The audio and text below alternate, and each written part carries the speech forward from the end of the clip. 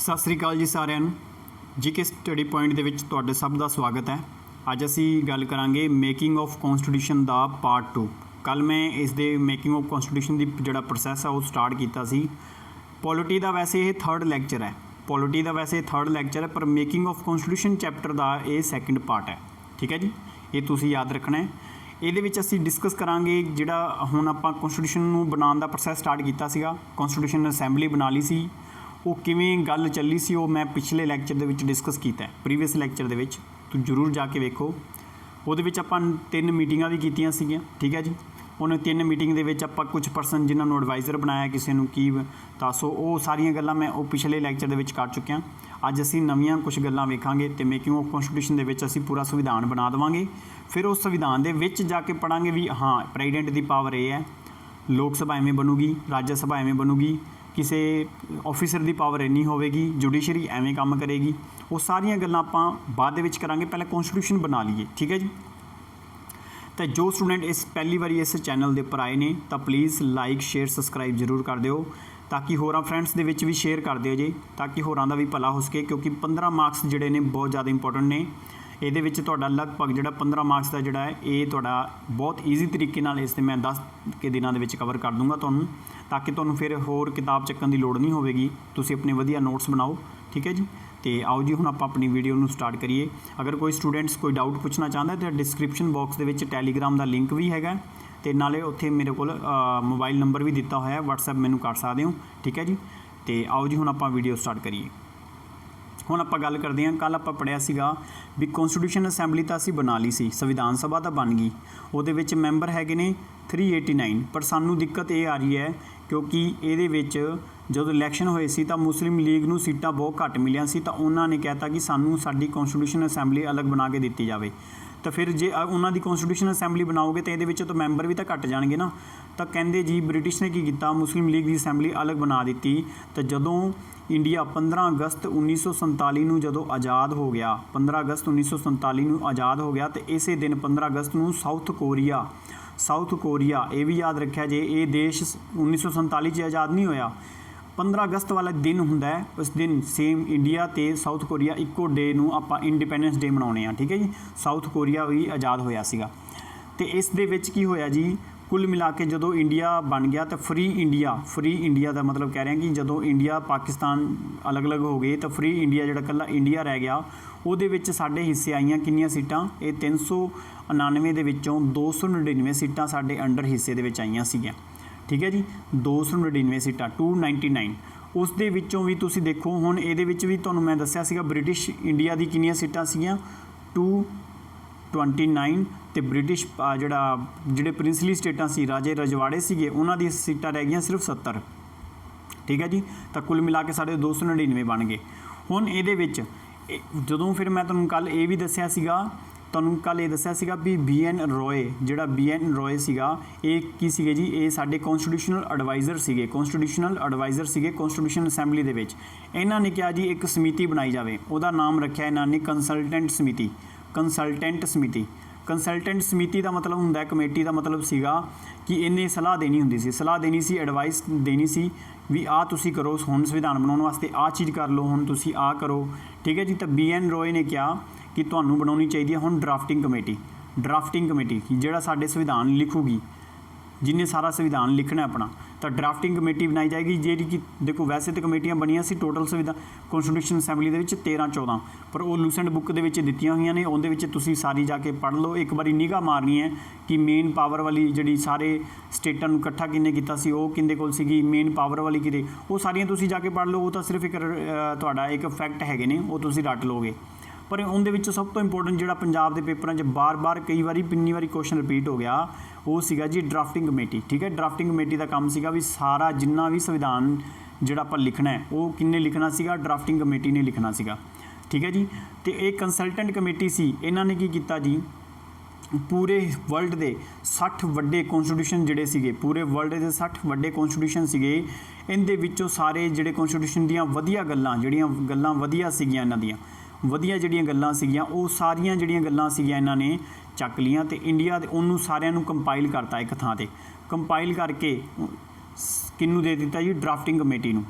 ठीक है जी, drafting committee नूं। ते ड्राफ्टिंग कमेटी ने की कीता जी, ਜਿਹੜੀ ਡਰਾਫਟਿੰਗ ਕਮੇਟੀ ਸੀ ਇਹਨੇ ਕੀ ਕੀਤਾ ਜੀ, ਇਹ 60 ਦੇਸ਼ਾਂ ਦੇ ਸੰਵਿਧਾਨ ਦੇ ਵਿੱਚ ਜਿਹੜੀ ਵਧੀਆ ਗੱਲਾਂ ਸੀਗੀਆਂ ਉਹਨਾਂ ਸਾਰਿਆਂ ਨੂੰ ਕੰਪਾਈਲ ਕਰਕੇ ਉਹਦੇ ਉੱਪਰ ਇੱਕ ਇੱਕ ਗੱਲ ਦੇ ਉੱਪਰ ਬਹਿਸ ਕਰਨੀ ਸਟਾਰਟ ਕੀਤੀ, ਕਿਹਦੇ ਵਿੱਚ, ਕੌਂਸਟੀਟਿਊਸ਼ਨ ਅਸੈਂਬਲੀ ਦੇ ਵਿੱਚ। ਇਹ ਆਹ ਪੁਆਇੰਟ ਇਹਨਾਂ ਦਾ ਸਹੀ ਹੈ, ਆਹ ਦੇਸ਼ ਦੀ ਆਹ ਗੱਲ ਵਧੀਆ ਤੇ ਇਹਨੂੰ ਆਪਾਂ ਆਪਣੇ ਸੰਵਿਧਾਨ ਦੇ ਵਿੱਚ ਰੱਖੀਏ ਜਾਂ ਨਾ ਰੱਖੀਏ।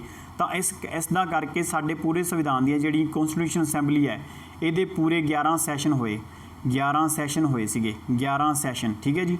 ਇਹਦੇ ਵਿੱਚ ਜਿਹੜੇ 11 ਸੈਸ਼ਨ ਹੋਏ ਸੀਗੇ ਪੂਰੇ ਜਿਹੜਾ ਸੰਵਿਧਾਨ ਬਣਾਉਣ ਦੇ ਵਾਸਤੇ, ਇਹ ਪੂਰੀ ਜਿਹੜੀ ਬਹਿਸ ਹੈ 299 ਮੈਂਬਰਾਂ ਦੀ ਪੂਰੀ ਬਹਿਸ ਚੱਲੀ 2-2.5 ਸਾਲ। ਜਿਹੜੇ ਮੈਂ ਪ੍ਰੋਪਰ ਟਾਈਮ ਦੱਸਦਾ ਤੁਹਾਨੂੰ ਵੀ ਇਹ ਜਿਹੜਾ ਪੂਰਾ ਜਿਹੜਾ ਬਹਿਸ ਚੱਲੀ ਸੀ ਤੇ ਜਿਹਦੇ ਵਿੱਚ ਆਪਾਂ ਕਹਿੰਦੇ ਹਾਂ 2 ਸਾਲ 11 ਮਹੀਨੇ 18 ਦਿਨ ਇੰਨੀ ਡਿਸਕਸ਼ਨ ਹੋਣ ਤੋਂ ਬਾਅਦ ਲਾਸਟ ਫਾਈਨਲ ਜਿਹੜਾ ਸੰਵਿਧਾਨ ਸਾਡਾ ਬਣ ਕੇ ਤਿਆਰ ਹੋਇਆ ਸੀ ਕੌਂਸਟੀਟਿਊਸ਼ਨ, ਠੀਕ ਹੈ ਜੀ। ਤੇ ਇਹ ਬਹੁਤ ਵਾਰੀ ਪੇਪਰਾਂ 'ਚ ਪੁੱਛਿਆ ਜਾਂਦਾ ਵੀ ਸੰਵਿਧਾਨ ਬਣ ਕੇ ਕਿੰਨੇ ਦਿਨਾਂ 'ਚ ਤਿਆਰ ਹੋਇਆ ਸੀ, 2 ਸਾਲ 11 ਮਹੀਨੇ 18 ਦਿਨ, ਠੀਕ ਹੈ ਜੀ। ਇਹ ਤੁਸੀਂ ਯਾਦ ਰੱਖਣਾ ਹੈ। ਤੇ ਇਹ ਜਿਹੜਾ ਸੀਗਾ, ਠੀਕ ਹੈ ਜੀ। ਹੁਣ ਆਪਾਂ ਗੱਲ ਕਰਦੇ ਹਾਂ ਕਿ ਡਰਾਫਟਿੰਗ ਕਮੇਟੀ, ਡਰਾਫਟਿੰਗ ਜਿਹੜੀ ਕਮੇਟੀ ਸੀ ਉਹਦੇ ਵਿੱਚ ਕੌਣ ਸੀਗੇ। ਡਰਾਫਟਿੰਗ ਜਿਹੜੀ ਕਮੇਟੀ ਸੀ ਇਹਦਾ ਕੰਮ ਸੀਗਾ ਸਾਰੇ ਸੰਵਿਧਾਨ ਨੂੰ ਲਿਖਣਾ, ਲਿਖਤੀ ਰੂਪ ਦੇ ਵਿੱਚ ਦੇਣਾ, ਆਪਾਂ ਨੂੰ ਲਿਖਤੀ ਰੂਪ ਦੇ ਵਿੱਚ ਇੱਕ ਕਿਤਾਬ ਲਿਖ ਕੇ ਦੇਣੀ। ਤਾਂ ਉਹ ਜਿਹੜੀ ਡਰਾਫਟਿੰਗ ਕਮੇਟੀ ਦੇ ਵਿੱਚ ਟੋਟਲ ਮੈਂਬਰ ਹੈਗੇ ਸੀ 7 ਦੇ ਵਿੱਚ ਜਿਹੜੇ ਮੇਨ ਚੇਅਰਮੈਨ ਸੀਗੇ ਉਹ ਕੌਣ ਸੀਗੇ ਜੀ, ਸਾਡੇ ਹਿੰਦੁਸਤਾਨ ਦੇ ਪਹਿਲੇ ਕਾਨੂੰਨ ਮਿਨਿਸਟਰ ਜਿਹੜੇ ਸੀਗੇ, ਕਾਨੂੰਨ ਜਿਨ੍ਹਾਂ ਦੇ ਲਾਅ ਮਿਨਿਸਟਰ ਸੀਗੇ, ਉਹਨਾਂ ਦਾ ਨਾਮ ਸੀ ਡਾਕਟਰ BR ਅੰਬੇਦਕਰ,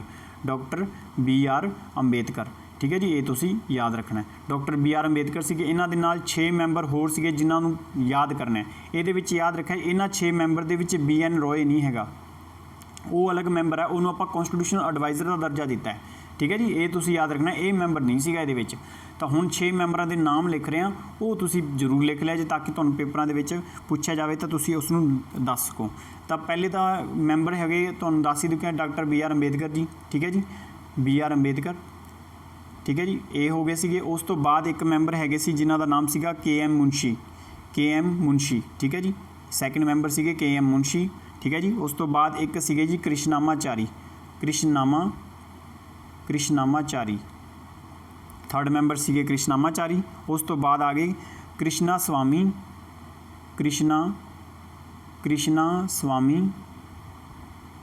ਅਈਅਰ, ਠੀਕ ਹੈ ਜੀ, ਅਈਅਰ। ਇੱਕ ਹੈਗੇ ਸੀ ਗੋਪਾਲਾ ਸਵਾਮੀ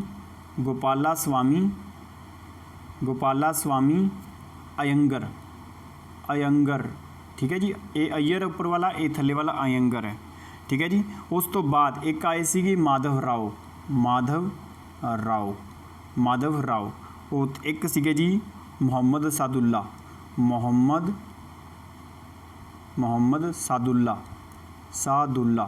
ਠੀਕ ਹੈ ਜੀ। ਇਹ 7 ਮੈਂਬਰ ਸੀਗੇ, 1 2 3 4 5 6 7, ਠੀਕ ਹੈ ਜੀ। ਇਹ ਤੁਸੀਂ ਯਾਦ ਰੱਖਣੇ ਨੇ, ਬਹੁਤ ਜ਼ਿਆਦਾ ਇੰਪੋਰਟੈਂਟ ਹੈ। ਇਹ ਪੇਪਰਾਂ ਦੇ ਵਿੱਚ ਬੜੀ ਵਾਰੀ ਪੇਪਰਾਂ 'ਚ ਪੁੱਛੇ ਗਏ ਨੇ। ਇਹਨਾਂ ਨੂੰ ਚਾਰਾਂ ਦੇ ਵਿੱਚੋਂ ਕੋਈ ਇੱਕ ਆਪਸ਼ਨ ਦੇ ਕੇ ਤੁਹਾਨੂੰ ਪੁੱਛ ਲੈਂਦਾ ਵੀ ਕਿਹੜਾ ਮੈਂਬਰ ਨਹੀਂ ਸੀਗਾ, ਠੀਕ ਹੈ ਜੀ। ਇਹ ਤੁਸੀਂ ਖਾਸ ਕਰਕੇ ਯਾਦ ਰੱਖਣੇ। ਇਹ ਸੀਗੇ ਡਰਾਫਟਿੰਗ ਕਮੇਟੀ ਜਿਨ੍ਹਾਂ ਨੇ ਸਾਰਾ ਸੰਵਿਧਾਨ ਇੱਕ ਪੂਰੀ ਕਿਤਾਬ ਦੇ ਵਿੱਚ ਲਿਖਿਆ, ਠੀਕ ਹੈ ਜੀ। ਉਸ ਤੋਂ ਬਾਅਦ ਸਾਰੀਆਂ ਕਾਪੀਆਂ ਛਪੀਆਂ ਨੇ ਜਿਹੜਾ ਕਿ ਅੱਜ ਅਸੀਂ ਪੜ੍ਹਦੇ ਪਏ ਹਾਂ, ਠੀਕ ਹੈ ਜੀ। ਅਤੇ ਉਸ ਤੋਂ ਬਾਅਦ ਆਪਾਂ ਗੱਲ ਕਰਦੇ ਹਾਂ ਨੈਕਸਟ। ਹਾਂਜੀ ਸਟੂਡੈਂਟ, ਜਿਹੜਾ ਕੌਂਸਟੀਟਿਊਸ਼ਨ ਬਣਿਆ ਸੀਗਾ ਉਹਦੇ ਵਿੱਚ ਕੀ ਸੀਗਾ, ਜਦੋਂ ਕੌਂਸਟੀਟਿਊਸ਼ਨ ਬਣਿਆ ਸਾਰੀ ਬਹਿਸ ਹੋ ਗਈ ਤਾਂ ਉਹਦੇ ਵਿੱਚ ਕੀ ਸੀਗੇ 395 ਅਨੁਛੇਦ ਜਿਹਨੂੰ ਆਪਾਂ ਕਹਿੰਦੇ ਹਾਂ ਆਰਟੀਕਲ, ਠੀਕ ਹੈ ਜੀ। ਅਤੇ 8 ਬਣਾਏ ਸੀ ਸ਼ੈਡਿਊਲ ਜਿਹਨੂੰ ਆਪਾਂ ਕਹਿੰਦੇ ਹਾਂ। ਅਤੇ ਸੰਵਿਧਾਨ ਦੇ ਆਪਾਂ ਜੇ ਬਰਾਬਰ ਹਿੱਸਿਆਂ 'ਚ ਡਿਵਾਈਡ ਕਰੀਏ ਤਾਂ ਕਿੰਨੇ ਸੀਗੇ ਜੀ, 22 ਸੀਗੇ ਇਹਦੇ ਪਾਰਟ, 22 ਪਾਰਟ ਸੀਗੇ ਇਹਦੇ, ਠੀਕ ਹੈ ਜੀ, 22 ਭਾਗ ਸੀਗੇ ਇਹਦੇ। ਅਤੇ 8 ਸ਼ੈਡਿਊਲ ਸੀਗੇ ਜਿਹੜੇ ਵੱਖਰੇ ਚੈਪਟਰ ਸੀਗੇ ਜਿਨ੍ਹਾਂ ਨੂੰ ਬਿਲਕੁਲ ਸੰਵਿਧਾਨ ਦੇ ਨਾਲ ਲੈਣਾ ਦੇਣਾ ਨਹੀਂ ਸੀਗਾ, ਉਹਨਾਂ ਦੇ 8 ਚੈਪਟਰ ਬਣਾਤੇ ਅਲੱਗ। ਅਤੇ 395 ਆਰਟੀਕਲ ਸੀ, ਠੀਕ ਹੈ ਜੀ। ਉਹਦੇ ਇੱਕ ਆਰਟੀਕਲ ਦੇ ਵਿੱਚ ਸਾਰੀਆਂ ਗੱਲਾਂ ਲਿਖੀਆਂ ਹੋਈਆਂ ਸੀ ਵੀ ਕਿਵੇਂ ਦੇਸ਼ ਚੱਲੇਗਾ, ਹਰ ਇੱਕ ਪਰਸਨ ਦੀ ਪਾਵਰ ਲਿਖੀ ਹੋਈ ਸੀ। ਤਾਂ ਇਹ ਸੀਗਾ ਜੀ ਉਸ ਟਾਈਮ ਦਾ ਜਿਹਨੂੰ ਆਪਾਂ ਕਹਿੰਦੇ ਹਾਂ ਮੂਲ ਸੰਵਿਧਾਨ, ਜਿਹਦੇ ਵਿੱਚ ਕੋਈ ਚੇਂਜ ਨਹੀਂ ਸੀਗਾ। ਇਹ ਬਣਾਇਆ ਸੀਗਾ ਕੌਂਸਟੀਟਿਊਸ਼ਨ ਅਸੈਂਬਲੀ ਨੇ, ਠੀਕ ਹੈ ਜੀ। ਮੂਲ ਸੰਵਿਧਾਨ ਜਿਹਨੂੰ ਆਪਾਂ ਕਹਿੰਦੇ ਹਾਂ ਓਰੀਜਨਲ ਕੌਂਸਟੀਟਿਊਸ਼ਨ, ਇਹ ਤੁਸੀਂ ਯਾਦ ਰੱਖਣਾ ਹੈ। ਅੱਜ ਜਿਹੜਾ ਅਗਰ ਇਹਦੇ ਵਿੱਚ ਆਪਾਂ ਕੁਝ ਚੇਂਜ ਕਰਨੇ ਆ ਉਹਨੂੰ ਆਪਾਂ ਕਹਿੰਦੇ ਆ ਅਮੈਂਡਮੈਂਟ ਕਹਿੰਦੇ ਉਹਨੂੰ ਆਪਾਂ ਅਮੈਂਡਮੈਂਟ ਕਹਿੰਦੇ ਆ ਸੰਸ਼ੋਧਨ, ਹਿੰਦੀ ਦੇ ਵਿੱਚ ਕਹਿ ਦਿੰਦੇ ਆ ਸੰਸ਼ੋਧਨ ਕਰਾਂਗੇ। ਤੇ ਜਿਹੜਾ ਸੰਵਿਧਾਨ ਹੁਣ ਅੱਜ ਕੀ ਚੇਂਜ ਹੋ ਗਿਆ, ਅੱਜ ਇਹ ਜਿਹੜਾ ਚੇਂਜ ਹੋ ਕੇ ਕੀ ਹੋ ਗਿਆ ਜੀ, ਜਿਹੜੇ 395 ਆਰਟੀਕਲ ਨੇ ਇਹ ਅੱਜ ਵੱਧ ਕੇ ਜੀ ਹੋ ਗਏ ਨੇ 465 ਆਰਟੀਕਲ ਹੋ ਚੁੱਕੇ ਨੇ। ਦੇਖੋ ਜੀ ਸੰਵਿਧਾਨ ਅਸੀਂ 40-50 ਸਾਲਾਂ ਦੇ ਵਿੱਚ ਇੰਨਾ ਕਿ ਚੇਂਜ ਕਰਤਾ, ਕਿਉਂਕਿ ਹਰ ਚੀਜ਼ ਆਪਣੇ ਆਪ ਦੇ ਵਿੱਚ 100% ਪਰਫੈਕਟ ਤਾਂ ਬਣ ਨਹੀਂ ਸਕਦੀ, ਕਿਉਂਕਿ ਉਸ ਟਾਈਮ ਦੇ ਵਿੱਚ 40 ਕਰੋੜ ਜਨਸੰਖਿਆ ਸੀ, ਅੱਜ ਸੁੱਖ ਨਾਲ ਜੀ 135 ਕਰੋੜ ਹੋ ਚੁੱਕੀ ਹੈ। ਠੀਕ ਹੈ ਜੀ, ਤਾਂ ਕਿੱਥੇ ਨਾ ਕਿੱਥੇ ਹੁਣ ਟ੍ਰੈਫਿਕ ਦੀ ਪ੍ਰੋਬਲਮ, ਇਨਵਾਇਰਨਮੈਂਟ ਦੀ ਪ੍ਰੋਬਲਮ, ਪੋਪੂਲੇਸ਼ਨ ਦੀ ਪ੍ਰੋਬਲਮ, ਸਾਰੀ ਥਾਂ ਦੀ ਪ੍ਰੋਬਲਮ ਹੈ, ਸਿਟੀ ਦੇ ਵਿੱਚ ਸਾਰੀਆਂ ਚੀਜ਼ਾਂ ਦੀ ਪ੍ਰੋਬਲਮ, ਤਾਂ ਉਸ ਨੂੰ ਵੇਖ ਕੇ ਆਪਾਂ ਸੰਵਿਧਾਨ ਦੇ ਵਿੱਚ ਕੁਝ ਚੇਂਜ ਕੀਤੇ ਨੇ ਸਰਕਾਰਾਂ ਨੇ। ਠੀਕ ਹੈ ਜੀ, ਤੇ ਉਸ ਤੋਂ ਬਾਅਦ ਉਸ ਟਾਈਮ ਦੇ ਵਿੱਚ ਸੀਗੇ 8 ਸ਼ਡਿਊਲ ਮਤਲਬ ਅਨੁਸੂਚੀਆਂ, 8 ਸ਼ਡਿਊਲ ਸੀਗੇ। ਅੱਜ ਕੀ ਕਰਤਾ ਜੀ, ਉਸ ਟਾਈਮ ਦੇ ਵਿੱਚ ਕੀ ਹੁੰਦਾ ਸੀ, ਸੈਂਟਰ ਤੇ ਸਟੇਟ ਹੁੰਦਾ ਸੀ ਸਿਰਫ, ਅੱਜ ਕੀ ਹੋ ਗਿਆ ਸੈਂਟਰ ਸਟੇਟ ਜਿਹੜਾ ਸੈਂਟਰ ਸਟੇਟ ਤੇ ਲੋਕਲ ਗੌਰਮੈਂਟ ਪੰਚਾਇਤੀ ਰਾਜ। ਤਾਂ ਕਰਕੇ ਅਸੀਂ ਕੀ ਕਰਤਾ ਇੱਥੇ ਹੁਣ 12 ਸ਼ਡਿਊਲ ਕਰ ਦਿੱਤੇ, 12 ਪੰਚਾਇਤੀ ਰਾਜ ਵੀ ਜੋੜਿਆ ਇਹਦੇ ਵਿੱਚ, ਤਾਂ ਹੋ ਗਿਆ ਅੱਜ ਕਿੰਨੇ ਹੋ ਗਏ 12 ਸ਼ਡਿਊਲ ਹੋ ਗਏ, 12 ਅਨੁਸੂਚੀਆਂ ਹੋ ਗਈਆਂ ਅੱਜ ਪ੍ਰੈਜ਼ੈਂਟ ਦੇ ਵਿੱਚ। ਤੇ ਅੱਜ ਜਿਵੇਂ ਪਹਿਲਾਂ ਹੁੰਦੇ ਸੀ 22 ਪਾਰਟ, ਠੀਕ ਹੈ ਜੀ, ਤੇ ਹੁਣ 3 ਨਵੇਂ ਪਾਰਟ ਜੁੜ ਚੁੱਕੇ ਨੇ, ਅੱਜ ਪਾਰਟ ਹੋ ਗਏ ਨੇ 25 ਪਾਰਟ। ਇਹ ਅੱਜ ਦਾ ਸਿਨੈਰੀਓ ਹੈ, ਇਹ ਅੱਜ ਦਾ ਸਿਨੈਰੀਓ ਆਪਣਾ। ਠੀਕ ਹੈ ਜੀ, ਇਹ ਸੀਗਾ 1947 ਦੇ ਵਿੱਚ ਜਿਹੜਾ ਸਿਨੈਰੀਓ ਸੀਗਾ, ਤੇ ਇਹ 50 ਸਾਲਾਂ ਦੇ ਵਿੱਚ ਚੇਂਜ ਕੀਤਾ, ਚੇਂਜ ਕਰਕੇ ਇਹ ਅੱਜ ਦਾ ਪੈਟਰਨ ਬਣ ਚੁੱਕਿਆ। ਠੀਕ ਹੈ ਜੀ, ਹਜੇ ਵੀ ਅਮੈਂਡਮੈਂਟ ਚੱਲਦੀ ਰਹੇਗੀ, ਕਿਉਂਕਿ ਹਜੇ ਵੀ ਕਈ ਚੀਜ਼ਾਂ ਦੇ ਉੱਪਰ ਆਪਾਂ ਸ਼ੋਧ ਕਰਦੇ ਪਏ ਹਾਂ। ਠੀਕ ਹੈ ਜੀ, ਆਈ ਹੋਪ ਕਿ ਤੁਹਾਨੂੰ ਸਮਝ ਆ ਗਿਆ। ਉਸ ਤੋਂ ਬਾਅਦ ਆਪਾਂ ਗੱਲ ਕਰਦੇ ਹਾਂ ਕਿ ਹੁਣ ਕੁਝ ਐਕਸੇ ਜਿਹੜੇ ਕੁਐਸਚਨ ਨੇ ਕਿ ਜਦੋਂ ਸੰਵਿਧਾਨ ਬਣ ਗਿਆ ਸੀ ਕੌਂਸਟੀਟਿਊਸ਼ਨ ਅਸੈਂਬਲੀ ਦੇ ਵਿੱਚ, ਤੇ ਸੰਵਿਧਾਨ ਜਦੋਂ ਆਪਾਂ ਜਿਹੜਾ ਲਾਸਟ ਦਿਨ ਸੀਗਾ ਉਹ ਕਿਹੜਾ ਦਿਨ ਸੀਗਾ, ਠੀਕ ਹੈ ਜੀ, ਉਹ ਦਿਨ ਸੀਗਾ 26 ਨਵੰਬਰ 1949। ਇਸ ਦਿਨ ਸਾਡਾ ਕੀ ਸੀਗਾ 2 ਸਾਲ 11 ਮਹੀਨੇ ਤੇ 18ਵਾਂ ਦਿਨ, ਆਹ ਸੀਗਾ 18ਵਾਂ ਦਿਨ ਕਿਹੜਾ 26 ਨਵੰਬਰ 1947 ਨੂੰ ਅਸੀਂ ਸਾਰਾ ਸੰਵਿਧਾਨ ਬਣਾ ਲਿਆ ਸੀਗਾ, ਟੋਟਲ ਸਾਰਾ ਸੰਵਿਧਾਨ ਅਸੀਂ ਬਣਾ ਲਿਆ ਸੀਗਾ। ਠੀਕ ਹੈ ਜੀ, ਇਹ ਤੁਸੀਂ ਯਾਦ ਰੱਖਣਾ।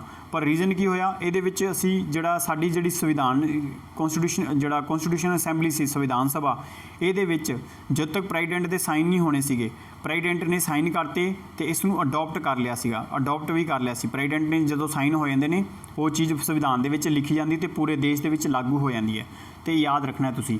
ਠੀਕ ਹੈ ਜੀ, ਤੇ ਇਹ ਜਿਹੜਾ ਸੰਵਿਧਾਨ ਸੀਗਾ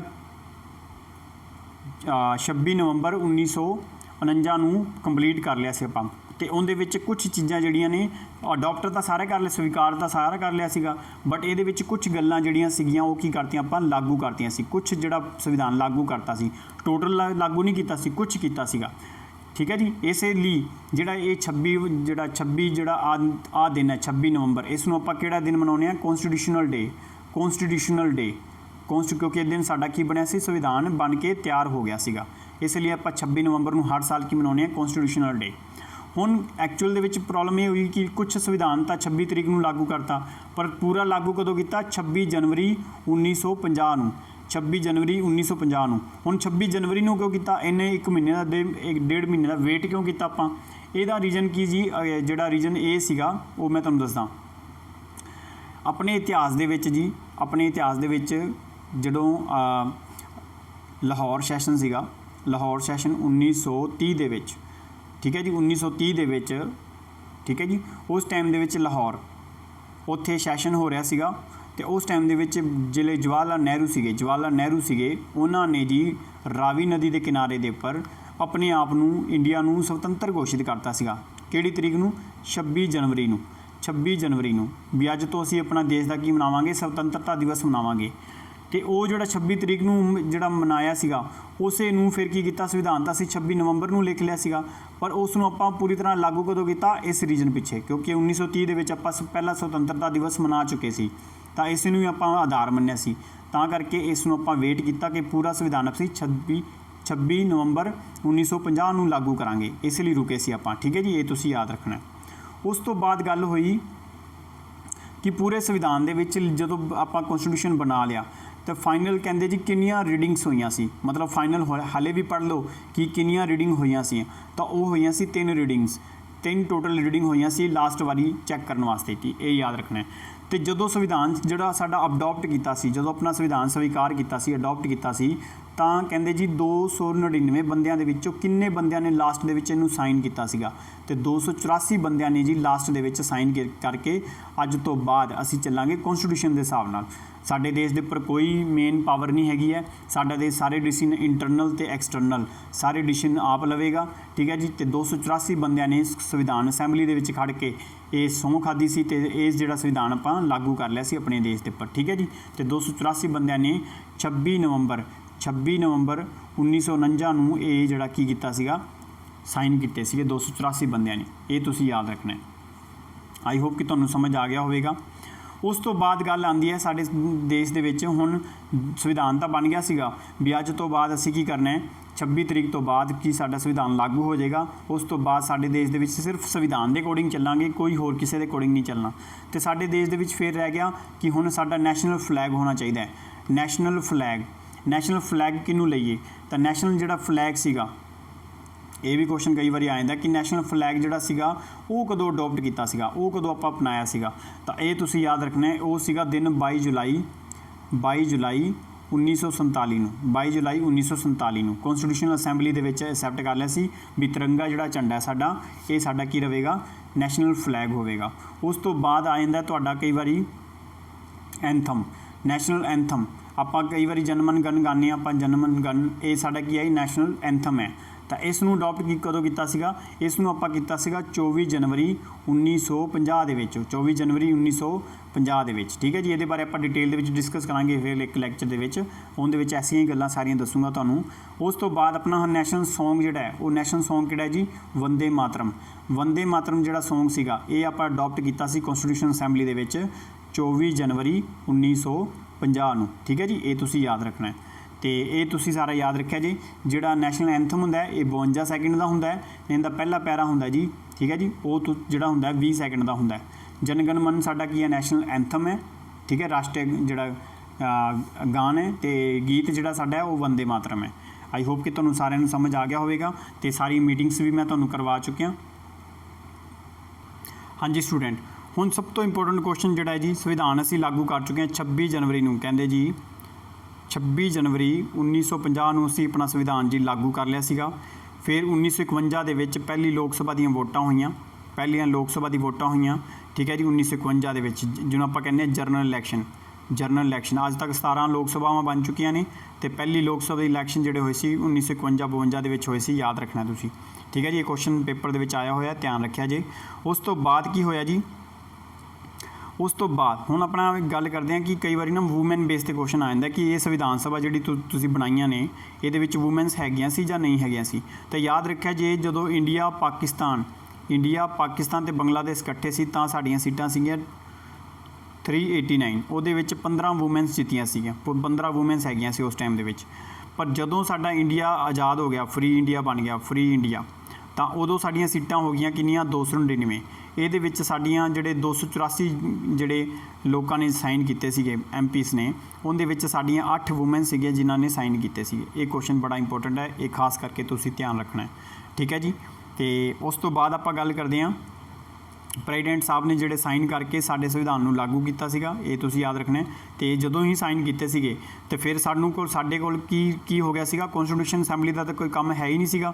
ਤਾਂ ਕੌਂਸਟੀਟਿਊਸ਼ਨ ਅਸੈਂਬਲੀ ਨੂੰ ਸਾਨੂੰ ਕੀ ਕਰਨਾ ਪੈਣਾ ਸੀ, ਭੰਗ ਕਰਨਾ ਪੈਣਾ ਸੀ, ਇਹਨੂੰ ਖਤਮ ਕਰਨਾ ਪੈਣਾ ਸੀ, ਕਿਉਂਕਿ ਇਹਦਾ ਕੰਮ ਕਿਹਨੇ ਲੈਣਾ ਸੀ। ਹੁਣ ਇਹਦੇ ਕੰਮ ਤੇ ਕੌਣ ਆ ਗਈ ਸੀ, ਪਾਰਲੀਮੈਂਟ ਆ ਗਈ ਸੀ। ਤੇ ਪਾਰਲੀਮੈਂਟ ਤੁਹਾਨੂੰ ਪਤਾ ਹੋਵੇਗਾ 3 ਪਾਰਟ ਹੁੰਦੇ ਨੇ ਵਿੱਚ, ਕੌਣ, ਇੱਕ ਹੁੰਦਾ ਜੀ ਪ੍ਰੈਜ਼ੀਡੈਂਟ, ਰਾਸ਼ਟਰਪਤੀ, ਫਿਰ ਹੁੰਦੀ ਹੈ ਲੋਕ ਸਭਾ, ਫਿਰ ਹੁੰਦੀ ਹੈ ਰਾਜ ਸਭਾ, ਠੀਕ ਹੈ ਜੀ। ਇਹ ਤਿੰਨੇ ਕੀ ਕਰਨਗੀਆਂ, ਇਹ ਤਿੰਨੇ ਸਾਡੇ ਦੇਸ਼ ਦੇ ਵਿੱਚ ਐਸੀ ਬੋਡੀ ਹੈ, ਐਸੀ ਪਾਰਲੀਮੈਂਟ ਇੱਕ ਐਸੀ ਬੋਡੀ ਹੈ ਸਾਡੇ ਦੇਸ਼ ਦੇ ਵਿੱਚ ਕੀ ਬਣਾਉਂਦੀ ਹੈ, ਲਾਅ ਬਣਾਉਂਦੀ ਹੈ। ਤੇ ਪਹਿਲੇ ਜਿਹੜਾ ਲਾਅ ਬਣਾਉਂਦੀ ਹੈ ਇਹ ਕਿਹਦੇ ਵਿੱਚ ਲਿਖਿਆ, ਇਹ ਕੌਂਸਟੀਟਿਊਸ਼ਨ ਦੇ ਵਿੱਚ ਲਿਖਿਆ। ਤੇ ਸਿਰਫ ਕੌਂਸਟੀਟਿਊਸ਼ਨ ਨੂੰ ਬਣਾਉਣ ਵਾਸਤੇ ਸਾਡੇ ਕੋਲ ਕੀ ਸੀਗੀ, ਉਹ ਕੌਂਸਟੀਟਿਊਸ਼ਨ ਅਸੈਂਬਲੀ ਸੀ, ਜਿਹਨੂੰ ਫਾਈਨਲੀ ਜਿਸ ਦਿਨ ਅਸੀਂ 284 ਬੰਦਿਆਂ ਨੇ ਸਾਈਨ ਕੀਤੇ ਸੀਗੇ ਉਸੇ ਦਿਨ ਇਸ ਨੂੰ ਭੰਗ ਕਰ ਦਿੱਤਾ ਗਿਆ ਸੀ। ਤੇ ਦੇਸ਼ ਦਾ ਪਹਿਲਾ ਪ੍ਰੈਜ਼ੀਡੈਂਟ ਕਿਹਨੂੰ ਚੁਣ ਲਿਆ ਗਿਆ ਸੀਗਾ, ਡਾਕਟਰ ਰਾਜਿੰਦਰ ਪ੍ਰਸਾਦ ਜੀ ਨੂੰ, ਜਿਹੜੇ ਕਿ ਸਭ ਤੋਂ ਲੌਂਗੈਸਟ ਟਾਈਮ ਪੀਰੀਅਡ ਤੱਕ ਸਾਡੇ ਦੇਸ਼ ਦੇ ਪ੍ਰੈਜ਼ੀਡੈਂਟ ਰਹੇ ਸੀ, 10 ਸਾਲ, ਠੀਕ ਹੈ ਜੀ। ਇਹ ਤੁਸੀਂ ਖਾਸ ਕਰਕੇ ਧਿਆਨ ਰੱਖਣਾ ਹੈ।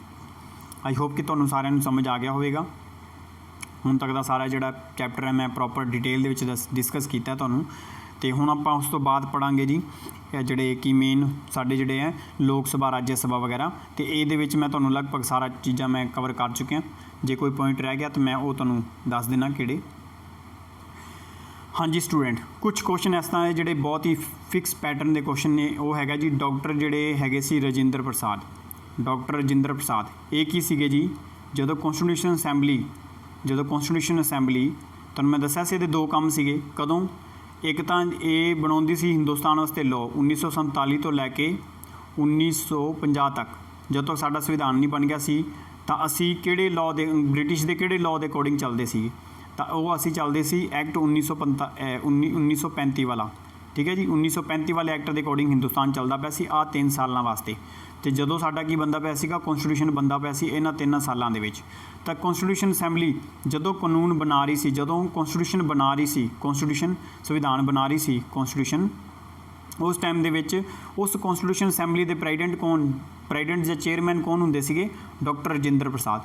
ਪਰ ਜੇ ਮੰਨ ਲਓ ਉਸ ਟਾਈਮ ਦੇ ਵਿੱਚ ਸੰਵਿਧਾਨ ਨਾ ਬਣਾ ਕੇ, ਜੇ ਸਾਡੇ ਉਸ ਟਾਈਮ ਦੇ ਵਿੱਚ 3 ਸਾਲਾਂ ਦੇ ਸਾਨੂੰ ਲੋੜ ਪੈ ਜਾਂਦੀ ਸੀ ਕੋਈ ਲਾਅ ਬਣਾਉਣ ਦੀ, ਦੇਸ਼ ਨੂੰ ਸੰਭਾਲਣ ਵਾਸਤੇ ਕੋਈ ਲਾਅ ਬਣਾਉਣ ਦੀ, ਤਾਂ ਉਸ ਟਾਈਮ ਦੇ ਵਿੱਚ ਕੀ ਹੁੰਦਾ ਸੀ, ਉਦੋਂ ਜਿਹੜਾ ਇਹ ਕੰਮ ਕਰਦੀ ਸੀ ਜਿਹੜੀ ਕੌਂਸਟੀਟਿਊਸ਼ਨ ਅਸੈਂਬਲੀ ਹੈ, ਇਹ ਕੀ ਕੰਮ ਕਰਦੀ ਸੀ ਉਸ ਟਾਈਮ ਦੇ ਵਿੱਚ? ਐਜ਼ ਏ ਟੈਂਪਰੇਰੀ ਪਾਰਲੀਮੈਂਟ ਦੇ ਰੂਪ ਦੇ ਵਿੱਚ ਕੰਮ ਕਰਦੀ ਸੀ। ਠੀਕ ਹੈ ਜੀ, ਤੇ ਉਸ ਦੇ ਵਿੱਚ ਹੁੰਦਾ ਸੀ ਸਪੀਕਰ ਇਹਦੀ ਪੋਸਟ 'ਤੇ ਬਹਿੰਦਾ ਸੀ। ਤਾਂ ਹੁਣ ਯਾਦ ਰੱਖਿਆ ਜੀ ਹਿੰਦੁਸਤਾਨ ਦਾ ਜਿਹੜਾ ਪਹਿਲਾ ਸਪੀਕਰ ਸੀਗਾ ਉਹ ਕੌਣ ਸੀਗਾ ਜੀ? ਜੀ.ਵੀ. ਮਵਲੰਕਰ। ਠੀਕ ਹੈ, ਜੀ.ਵੀ. ਮਵਲੰਕਰ। ਇਹ ਤੁਸੀਂ ਖਾਸ ਕਰਕੇ ਗੱਲ ਧਿਆਨ ਰੱਖਣੀ ਹੈ। ਅੱਛਾ, ਡਰਾਫਟਿੰਗ ਜਿਹੜੀ ਕਮੇਟੀ ਸੀ ਜਿਹਦੇ ਵਿੱਚ ਕੌਣ ਸੀਗੇ ਜੀ? Doctor B R Ambedkar. ਇਹਨਾਂ ਨੂੰ ਕੀ ਕਿਹਾ ਜਾਂਦਾ ਹੈ? ਫਾਦਰ ਆਫ ਕੌਂਸਟੀਟਿਊਸ਼ਨ ਵੀ ਕਿਹਾ ਜਾਂਦਾ ਇਹਨਾਂ ਨੂੰ, ਸੰਵਿਧਾਨ ਨਿਰਮਾਤਾ ਕਿਹਾ ਜਾਂਦਾ ਇਹਨਾਂ ਨੂੰ ਮਾਡਰਨ ਮਨੂ ਕਿਹਾ ਜਾਂਦਾ, ਮਾਡਰਨ ਮਨੂ ਦੇ ਨਾਮ ਨਾਲ ਵੀ ਜਾਣਿਆ ਜਾਂਦਾ। ਮਾਡਰਨ ਮਨੂ, ਹੁਣ ਮਨੂ ਕੌਣ ਹੈ? ਮਨੂ ਦੇ ਬਾਰੇ ਤੁਹਾਨੂੰ ਦੱਸਾਂ। ਦੇਖੋ ਜੀ, ਸਾਡਾ ਜਿਹੜਾ ਹਿੰਦੂ ਧਰਮ ਹੈ ਇਸ ਦੇ ਵਿੱਚ ਵੀ ਕੁਝ ਲਾਅ ਹੈਗੇ ਨੇ ਜਿਸ ਦੇ ਅਕੋਰਡਿੰਗ ਹਰ ਪਰਸਨ ਨੂੰ ਸਜ਼ਾ ਦਿੱਤੀ ਜਾਂਦੀ ਹੈ। ਉਹ ਹੁੰਦੇ ਨੇ ਹਿੰਦੂ ਲਾਅਸ। ਜਿਵੇਂ ਤੁਸੀਂ ਵੇਖਿਆ ਸ਼ਰੀਆ ਕਾਨੂੰਨ, ਉਹ ਮੁਸਲਮਾਨਾਂ ਦਾ ਹੈ, ਆਪਣੇ ਧਰਮ ਦੇ ਅਕੋਰਡਿੰਗ ਸਜ਼ਾ ਦੇਣੀ। ਇਸੇ ਤਰ੍ਹਾਂ ਜਿਹੜੇ ਹਿੰਦੂ ਦੇ ਵਿੱਚ ਜਿਹੜੇ ਲਾਅ ਲਿਖੇ ਸੀ ਉਹ ਲਿਖੇ ਸੀ ਮਨੂ ਨੇ। ਮਨੂ ਨਾਮ ਦਾ ਇੱਕ ਪਰਸਨ ਹੋਇਆ ਸੀ, ਰਿਸ਼ੀ ਹੋਇਆ ਸੀ, ਉਹਨੇ ਆਪਣੇ ਲਿਖੇ ਸੀ ਮਨੂ ਸਮ੍ਰਿਤੀ ਲਿਖੀ ਸੀ। ਉਹਦੇ ਵਿੱਚ ਕੀ ਹੁੰਦਾ ਸੀ? ਬੜਾ ਕੱਟਰਵਾਦ ਚੀਜ਼ਾਂ ਦਿਖਾਈ ਗਈ ਸੀ, ਕਿਸੇ ਨੂੰ ਸ਼ੂਦਰ ਕਿਹਾ ਗਿਆ, ਕਿਸੇ ਨੂੰ ਕੁਛ ਕਿਹਾ ਗਿਆ, ਮਤਲਬ ਇਸ ਤਰ੍ਹਾਂ ਦੀ ਚੀਜ਼ਾਂ ਹੁੰਦੀਆਂ ਸੀ ਉਸ ਦੇ ਵਿੱਚ। ਤਾਂ ਉਹਦੇ ਵਿੱਚ ਤਾਂ ਸ਼ੂਦਰ ਦੀ ਤਾਂ ਕੋਈ ਵੈਲਿਊ ਹੀ ਨਹੀਂ ਹੁੰਦੀ ਸੀ। ਤਾਂ ਇਸ ਚੀਜ਼ ਨੂੰ, ਇਸ ਹਿੰਦੂ ਲਾਅ ਨੂੰ ਕਿਹਨੇ ਖਤਮ ਕੀਤਾ? ਇਸ ਹਿੰਦੂ ਲਾਅ ਨੂੰ ਸਾਨੂੰ ਕਿਹਨੇ ਖਤਮ ਕੀਤਾ? ਇਹਨੂੰ ਖਤਮ ਕੀਤਾ ਸਾਡੇ ਇੰਡੀਆ ਦੇ ਕੌਂਸਟੀਟਿਊਸ਼ਨ ਨੇ, ਕਿਉਂਕਿ ਇਹਦੇ ਵਿੱਚ ਛੂਆਛੂਤ ਦੀ ਭਾਵਨਾ ਜਿਹੜੀ ਆ, ਕਿਸੇ ਨੂੰ ਟੱਚ ਕਰ ਲਿਆ ਉਹਦੇ ਵਾਸਤੇ ਮੇਨ ਕੰਮ ਹੁੰਦਾ ਸੀਗਾ। ਠੀਕ ਹੈ ਜੀ, ਅੱਜ ਕੱਲ੍ਹ ਦੇ ਵਿੱਚ ਕੌਂਸਟੀਟਿਊਸ਼ਨ ਦੇ ਵਿੱਚ ਕੀ ਹੈ? ਕਿਸੇ ਨਾਲ ਆਪਾਂ ਛੂਆਛੂਤ ਦੀ ਭਾਵਨਾ ਨਹੀਂ ਰੱਖ ਸਕਦੇ। ਠੀਕ ਹੈ ਜੀ, ਕਿਸੇ ਨੂੰ ਗਲਤ ਨਹੀਂ ਬੋਲ ਸਕਦੇ, ਕਿਸੇ ਨੂੰ ਕਿਸੇ ਤਰ੍ਹਾਂ ਵੀ ਆਪਾਂ ਗਲਤ ਨਹੀਂ ਬੋਲ ਸਕਦੇ। ਉਹ ਸਾਡੇ ਕੌਂਸਟੀਟਿਊਸ਼ਨ ਦੇ ਵਿੱਚ ਉਹਦੀ ਸਜ਼ਾ ਲਿਖੀ ਹੋਈ ਹੈ। ਠੀਕ ਹੈ ਜੀ, ਤੇ ਇਹ ਚੱਕਰ ਹੁੰਦਾ ਸੀ। ਤਾਂ ਕਰਕੇ ਇਹ ਜਿਹੜੀ ਗੱਲਾਂ ਲਿਖੀਆਂ ਸੀ ਮਨੂ ਰਿਸ਼ੀ ਨੇ ਲਿਖਿਆ ਸੀ। ਤੇ ਇਹ ਜਿਹੜਾ ਸੰਵਿਧਾਨ ਹੈ ਇਹ ਕੀ ਕਰਦਾ ਹੈ? ਇਸ ਹਿੰਦੂ ਲਾਅ ਦੇ ਉੱਪਰ ਰਿਸਟ੍ਰਿਕਸ਼ਨ ਲਗਾਉਂਦਾ ਹੈ, ਜਿਹਦੇ ਵਿੱਚ ਜਿਹੜੀ ਹੈ ਇਕੁਐਲਿਟੀ ਆਉਂਦੀ ਹੈ, ਸਾਰੇ ਲੋਕਾਂ ਦੇ ਵਿੱਚ ਇਕੁਐਲਿਟੀ ਆਉਂਦੀ, ਜਿਸ ਦੇ ਕਾਰਨ ਇਸ ਨੂੰ doctor B R Ambedkar ji ਨੂੰ ਕੀ ਕਿਹਾ ਜਾਂਦਾ ਹੈ? ਮਾਡਰਨ ਮਨੂ ਕਿਹਾ ਜਾਂਦਾ ਹੈ। ਠੀਕ ਹੈ ਜੀ, ਇਹ ਤੁਸੀਂ ਯਾਦ ਰੱਖਣਾ ਖਾਸ ਕਰਕੇ। ਇਹਨਾਂ ਦਾ ਇੱਕ ਕੁਐਸਚਨ ਬਹੁਤ ਇੰਪੋਰਟੈਂਟ ਫੇਮਸ ਹੈ, ਇਹਨਾਂ ਨੂੰ ਆਰਕੀਟੈਕਚਰ ਆਫ ਕੌਂਸਟੀਟਿਊਸ਼ਨ ਵੀ ਕਿਹਾ ਜਾਂਦਾ ਹੈ। ਆਰਕੀਟੈਕਟ ਆਫ ਕੌਂਸਟੀਟਿਊਸ਼ਨ ਵੀ ਕਿਹਾ ਜਾਂਦਾ ਹੈ ਡਾਕਟਰ ਬੀ ਆਰ ਅੰਬੇਦਕਰ ਨੂੰ। ਅੱਛਾ, ਫਾਦਰ ਆਫ ਨੇਸ਼ਨ ਕਿਹਨਾਂ ਨੂੰ ਕਿਹਾ ਜਾਂਦਾ? ਫਾਦਰ ਆਫ ਨੇਸ਼ਨ ਜਿਹੜਾ ਹੈ ਉਹ ਕਿਹਾ ਜਾਂਦਾ ਜੀ ਗਾਂਧੀ ਜੀ ਨੂੰ। ਠੀਕ ਹੈ ਜੀ, ਮਹਾਤਮਾ ਗਾਂਧੀ ਜੀ ਨੂੰ ਕਿਹਾ ਜਾਂਦਾ ਹੈ। ਇਹ ਤੁਸੀਂ ਯਾਦ ਰੱਖਣਾ ਹੈ। ਠੀਕ ਹੈ ਜੀ, ਇੱਕ ਕੁਐਸਚਨ ਆ ਜਾਂਦਾ ਪੇਪਰ ਦੇ ਵਿੱਚ, father of unrest India. Father of unrest ਮਤਲਬ ਕੀ ਹੈ ਜੀ? ਉਹ ਹੁੰਦਾ ਸੀ ਜਦੋਂ ਗਰਮ ਦਲ ਦੇ ਸਭ ਤੋਂ ਵੱਡੇ ਫੇਮਸ ਨੇਤਾ ਉਹ ਹੁੰਦੇ ਸੀ ਬਾਲ ਗੰਗਾਧਰ ਤਿਲਕ ਜਿਹੜੇ। ਠੀਕ ਹੈ ਜੀ, ਤਿਲਕ ਨੂੰ ਕਿਹਾ ਜਾਂਦਾ ਸੀ ਜਿਹੜੇ ਮਤਲਬ ਫਾਦਰ ਆਫ ਅਨਰੈਸਟ। ਠੀਕ ਹੈ ਜੀ, ਇਹ ਤੁਸੀਂ ਖਾਸ ਕਰਕੇ ਯਾਦ ਰੱਖਣਾ ਹੈ। ਤੇ ਉਸ ਤੋਂ ਬਾਅਦ ਆਪਾਂ ਗੱਲ ਕਰਦੇ ਹਾਂ ਪ੍ਰੀਐਂਬਲ ਦੇ ਬਾਰੇ। ਥੋੜ੍ਹਾ ਜਿਹਾ ਪ੍ਰੀਐਂਬਲ ਦੇ ਬਾਰੇ ਵੇਖ ਲਈਏ। ਪ੍ਰੀਐਂਬਲ ਦੇ ਵਿੱਚ 2-4 ਗੱਲਾਂ ਇੰਪੋਰਟੈਂਟ ਹੈਗੀਆਂ ਨੇ। ਜਿਹੜਾ ਪ੍ਰੀਐਂਬਲ ਹੈ ਨਾ, ਇਹਨੂੰ ਕੀ ਕਿਹਾ ਜਾਂਦਾ ਹੈ?